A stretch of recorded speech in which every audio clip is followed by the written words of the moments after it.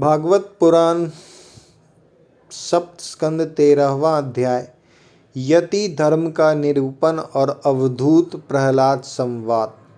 नारद जी कहते हैं, धर्मराज, यदि वानप्रस्थी में ब्रह्म विचार का सामर्थ्य हो तो शरीर के अतिरिक्त और सब कुछ छोड़कर वह संन्यास ले ले।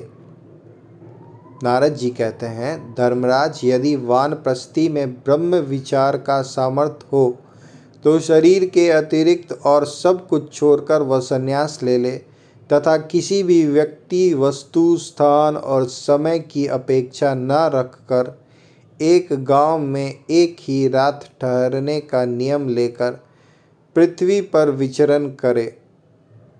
यदि वह वस्त्र पहने तो केवल कौपीन, जिससे उसके गुप्त अंग ढक जाएं, और जब तक कोई आपत्ति न आवे तब तक दंड तथा अपने आश्रम के चिन्हों के सिवा अपनी त्यागी हुई किसी भी वस्तु को ग्रहण न करे।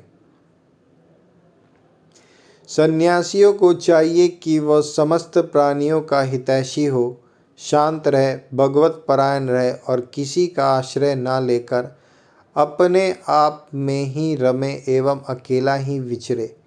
इस संपूर्ण विश्व को कार्य और कारण से अतीत परमात्मा में अध्यस्त जाने और कार्य कारण स्वरूप इस जगत में ब्रह्म स्वरूप अपने आत्मा को परिपूर्ण देखे। आत्मदर्शी सन्यासी सुषुप्ति और जागरण की संधि में अपने स्वरूप का अनुभव करे और बंधन तथा मोक्ष दोनों ही केवल माया है। आत्मदर्शी सन्यासी सुषुप्ति और जागरण की संधि में अपने स्वरूप का अनुभव करे और बंधन तथा मोक्ष दोनों ही केवल माया है, वस्तुतः कुछ नहीं, ऐसा समझे। न तो शरीर अवश्य होने वाली मृत्यु का अभिनंदन करे और न अनिश्चित जीवन का, केवल समस्त प्राणियों की उत्पत्ति और नाश के कारण काल की प्रतीक्षा करता रहे। असत्य अनात्म वस्तु का प्रतिपादन करने वाले शास्त्रों से प्रीति न करे। यहाँ मूल में प्रचेतसा पद है जिसका अर्थ वरुण के सहित होता है। वरुण रसेंद्रिय के अधिष्ठाता है। असत्य अनात्म वस्तु का प्रतिपादन करने वाले शास्त्रों से प्रीति न करे, अपने जीवन निर्वाह के लिए कोई जीविका न करे, केवल वाद विवाद के लिए कोई तर्क न करे और संसार में किसी का पक्ष न ले, शिष्य मंडली न जुटावे, बहुत से ग्रंथों का अभ्यास न करे, व्याख्यान न दे और बड़े बड़े कर्मों का आरंभ न करे। शांत समदर्शी एवं महात्मा सन्यासी के लिए किसी आश्रम का बंधन धर्म का कारण नहीं है। शांत समदर्शी एवं महात्मा सन्यासी के लिए किसी आश्रम का बंधन धर्म का कारण नहीं है। वह अपने आश्रम के चिन्हों को धारण करे, चाहे छोड़ दे। उसके पास कोई आश्रम का चिन्ह न हो, परंतु वह आत्मानुसंधान में मग्न हो तो अत्यंत विचारशील, परंतु जान पड़े पागल और बालक की तरह। वह अत्यंत प्रतिभाशील होने पर भी साधारण मनुष्यों की दृष्टि से ऐसा जान पड़े मानो कोई गूंगा है। युधिष्ठिर, इस विषय में महात्मा लोग एक प्राचीन इतिहास का वर्णन करते हैं। वह है दत्तात्रेय मुनि और भक्तराज प्रहलाद का संवाद। एक बार भगवान के परम प्रेमी प्रहलाद जी कुछ मंत्रियों के साथ लोगों के हृदय की बात जानने की इच्छा से लोकों में विचरण कर रहे थे। उन्होंने देखा कि सह्य पर्वत की तलहटी में कावेरी नदी के तट पर पृथ्वी पर ही एक मुनि पड़े हुए हैं।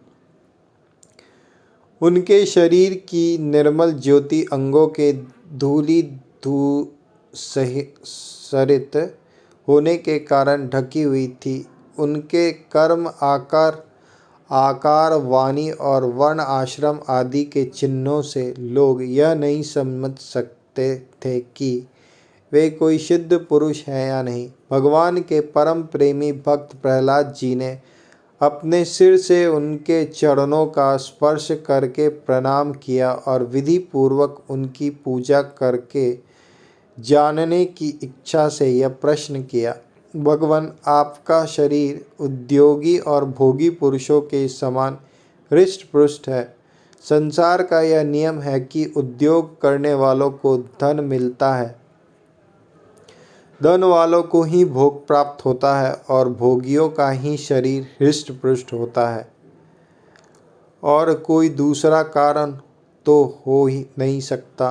भगवान, आप कोई उद्योग तो करते नहीं, यूं ही पड़े रहते हैं, इसलिए आपके पास धन है नहीं, फिर आपको भोग कहाँ से प्राप्त होंगे।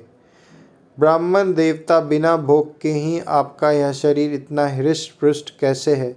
यदि हमारे सुनने योग्य हो तो अवश्य बतलाइए। आप विद्वान, समर्थ और चतुर हैं, आपकी बातें बहुत अद्भुत और प्रिय होती है।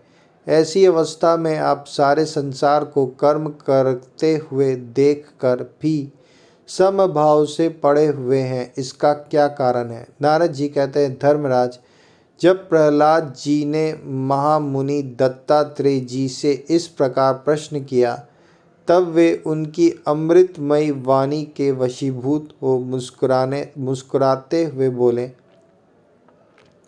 दत्तात्रेय जी ने कहा, दैत्यराज, सभी श्रेष्ठ पुरुष तुम्हारा सम्मान करते हैं। मनुष्यों को कर्मों की प्रवृत्ति और उनकी निवृत्ति का क्या फल मिलता है, यह बात तुम अपनी ज्ञान दृष्टि से जानते ही हो। तुम्हारी अनन्य भक्ति के कारण देवाधिदेव भगवान नारायण सदा तुम्हारे हृदय में विराजमान रहते हैं, और जैसे सूर्य अंधकार को नष्ट कर देते हैं, वैसे ही वे तुम्हारे अज्ञान को नष्ट करते रहते हैं। तो भी प्रहलाद, मैंने जैसा कुछ जाना है उसके अनुसार मैं तुम्हें तुम्हारे प्रश्न का उत्तर देता हूँ, क्योंकि आत्मशुद्धि के अभिलाषियों को तुम्हारा सम्मान अवश्य करना चाहिए। प्रहलाद जी, तृष्णा एक ऐसी वस्तु है जो इच्छा अनुसार भोगों के प्राप्त होने पर भी पूरी नहीं होती। उसी कारण जन्म मृत्यु के चक्कर में भटकना पड़ता है। तृष्णा ने मुझसे न जाने कितने कर्म करवाए और उनके कारण न जाने कितनी योनियों में मुझे डाला। कर्मों के कारण अनेकों योनियों में भटकते भटकते दैववश मुझे यह मनुष्य योनि मिली है, जो स्वर्ग, मोक्ष, तिर्यक योनि तथा इन मानव देह की भी प्राप्ति द्वारा है। इसमें पुण्य करे तो स्वर्ग, पाप करे तो पशु पक्षी आदि की योनि, निवृत्त हो जाए तो मोक्ष, और दोनों प्रकार के कर्म किए जाएं तो फिर मनुष्य योनि की ही प्राप्ति हो सकती है। परंतु मैं देखता हूँ कि संसार के स्त्री पुरुष कर्म तो करते हैं सुख की प्राप्ति और दुख की निवृत्ति के लिए, किंतु उनका फल उल्टा होता ही है। वे और भी दुख में पड़ जाते हैं। इसलिए मैं कर्मों से उपरत हो गया हूँ। सुख ही आत्मा का स्वरूप है। समस्त चेष्टाओं की निवृत्ति ही उसका शरीर, उसके प्रकाशित होने का स्थान है। इसलिए समस्त भोगों को मनोराज्य मात्र समझकर मैं अपने प्रारब्ध को भोगता हुआ पड़ा रहता हूँ। मनुष्य अपने सच्चे स्वार्थ अर्थात वास्तविक सुख को, जो अपना स्वरूप ही है, भूलकर इस मिथ्या द्वैत को सत्य मानता हुआ अत्यंत भयंकर और विचित्र जन्मों और मृत्यु में भटकता रहता है। जैसे अज्ञानी मनुष्य जल में उत्पन्न तिनके और सेवार से ढके हुए जल को जल न समझकर जल के लिए मृग तृष्णा की ओर दौड़ता है, वैसे ही अपनी आत्मा से भिन्न वस्तु में सुख समझने वाला पुरुष आत्मा को छोड़कर विषयों की ओर दौड़ता है। प्रहलाद जी, शरीर आदि तो प्रारब्ध के अधीन है। उनके द्वारा जो अपने लिए सुख पाना और दुख मिटाना चाहता है, वह कभी अपने कार्य में सफल नहीं हो सकता। उसके बार बार किए हुए सारे कर्म व्यर्थ हो जाते हैं। मनुष्य सर्वदा शारीरिक मानसिक आदि दुखों से आक्रांत ही रहता है। मरणशील तो है ही। यदि उसमें बड़े श्रम और कष्ट से कुछ धन और भोग प्राप्त कर भी लिया तो क्या लाभ है।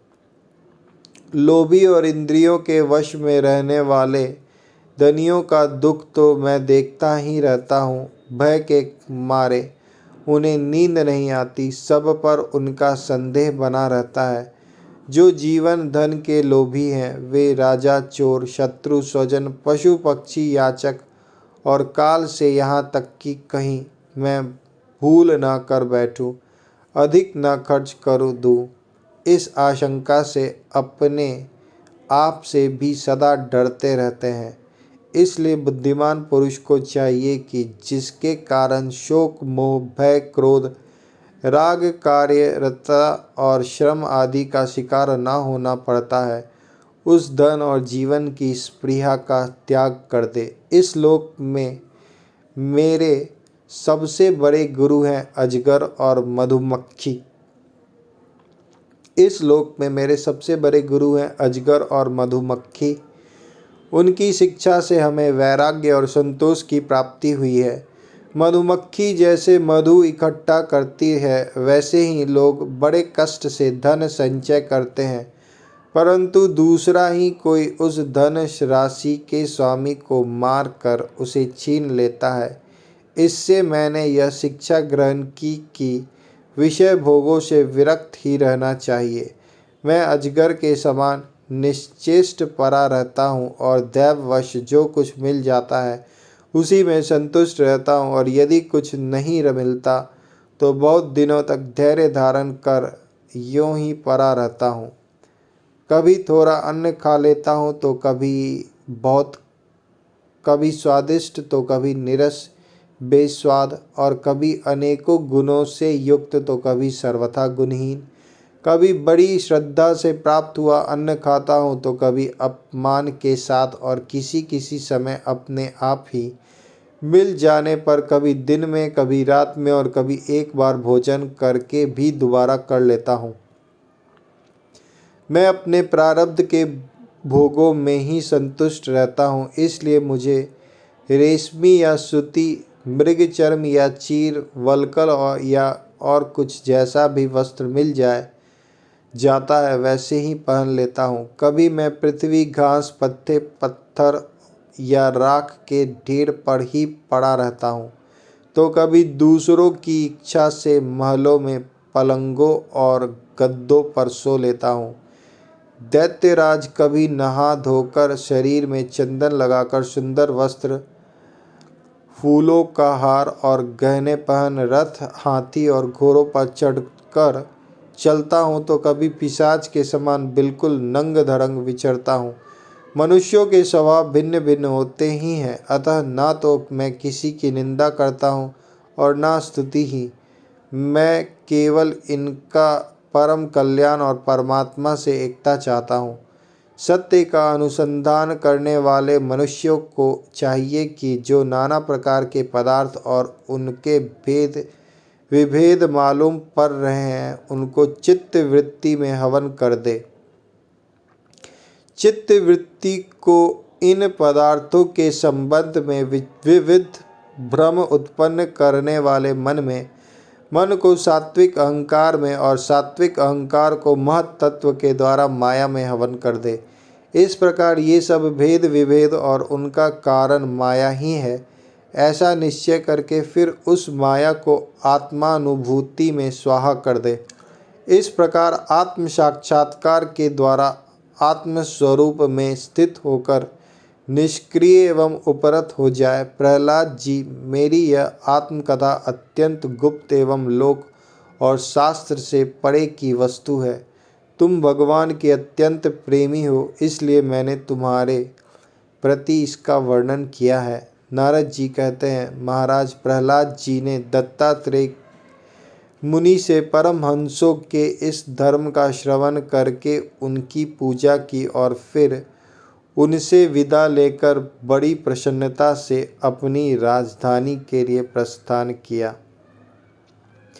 नारद जी कहते हैं, महाराज प्रहलाद जी ने दत्तात्रेय मुनि से परमहंसों के इस धर्म का श्रवण करके उनकी पूजा की और फिर उनसे विदा लेकर बड़ी प्रसन्नता से अपनी राजधानी के लिए प्रस्थान किया।